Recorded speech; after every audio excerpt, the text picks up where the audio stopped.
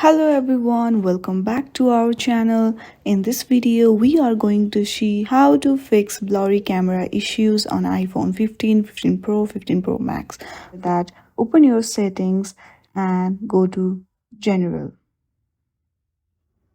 Then scroll down and click on Shutdown. Shut down your device. It is the most simply way to fix this problem. Open your phone after 20 seconds and check if it has been solved.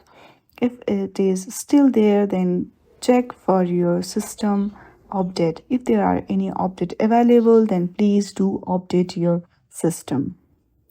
Once it is done, go back to General and hit on Background App Refresh. And make sure that it is turned on both Wi-Fi and cellular data.